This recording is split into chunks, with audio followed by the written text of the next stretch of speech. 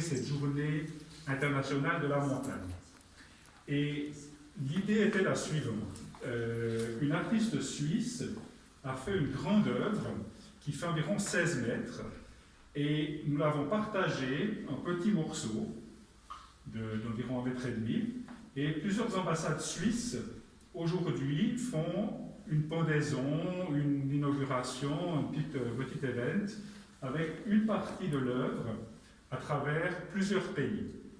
Alors on est au Pakistan, en Iran, au Liban, au Maroc bien sûr, en Suisse et d'autres pays, en Turquie et quelques autres pays. Et l'idée était un petit peu la suivante. Pour nous, les montagnes, c'est quelque chose de central. Un tiers du territoire suisse est couvert par les montagnes, probablement même un petit peu plus selon les définitions que l'on a des montagnes, et on constate de plus en plus qu'il faut les protéger. Elles ont l'air comme ça énormes, immenses, sans besoin de protection particulière, et on constate de plus en plus qu'il y a un besoin de protection qui est lié à plusieurs éléments. La biodiversité, le changement climatique, mais aussi les cultures humaines qui vont avec les montagnes, les éléments économiques, touristiques. Donc à plusieurs égards, on doit faire attention à nos montagnes et à ceux qui y habitent. Alors en Suisse, on a différents instruments. Il y a la Convention des pays alpins. C'est une convention qui date d'une vingtaine d'années, qui regroupe 8 pays de l'arc alpin, de l'Allemagne et l'Autriche jusqu'à Monaco, en passant par la Suisse, le Liechtenstein, la Slovénie, etc. Et l'Union européenne est aussi membre de cette convention. Alors la convention, elle travaille sur 12 domaines principaux, qui sont les domaines que j'ai mentionnés avant.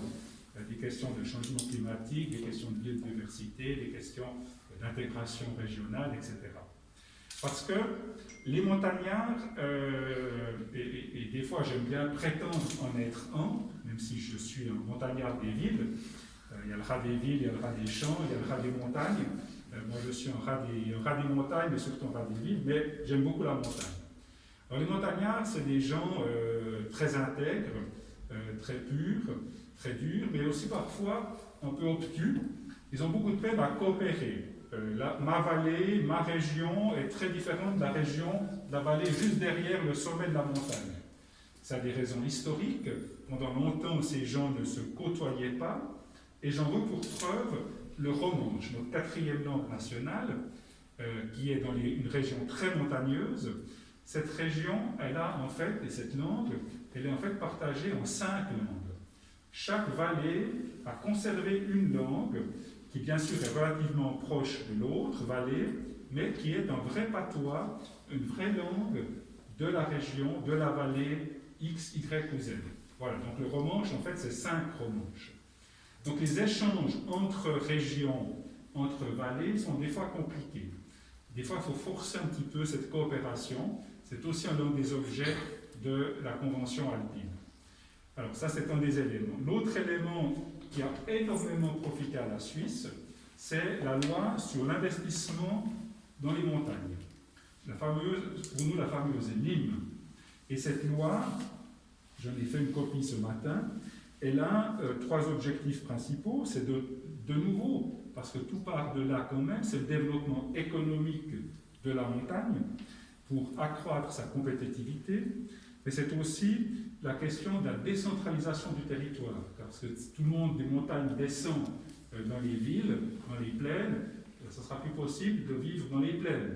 Donc on doit essayer de maintenir les gens dans leur domaine d'habitation, en préservant leurs particularités socio-culturelles. Et puis l'autre, c'est le développement durable de ces régions.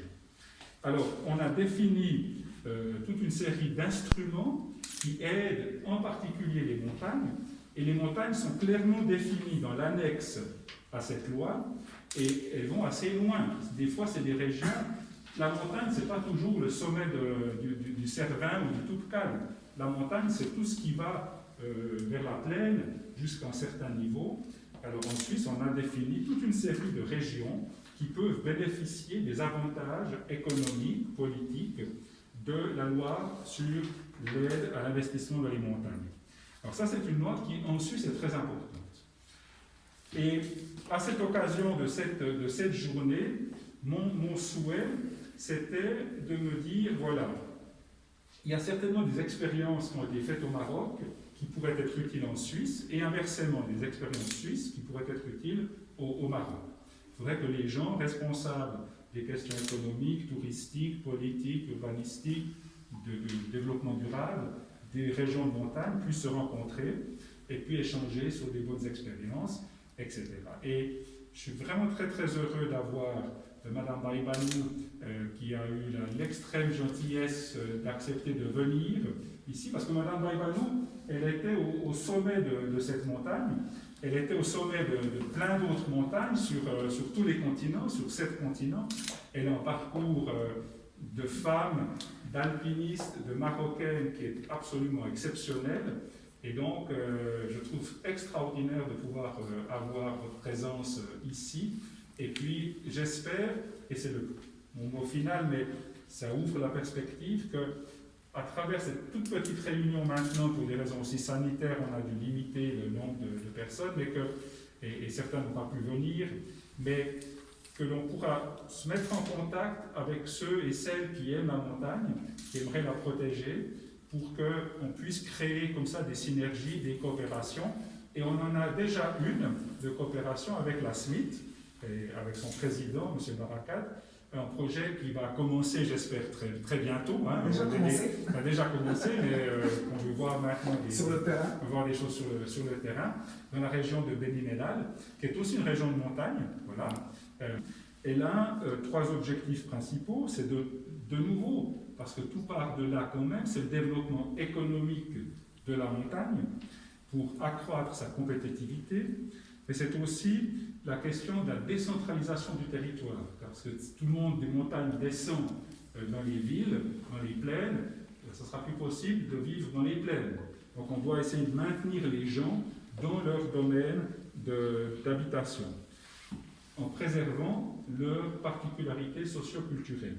Et puis l'autre, c'est le développement durable de ces régions. Et à cette occasion de cette journée, mon souhait, c'était de me dire, voilà, il y a certainement des expériences qui ont été faites au Maroc qui pourraient être utiles en Suisse, et inversement, des expériences suisses qui pourraient être utiles au Maroc.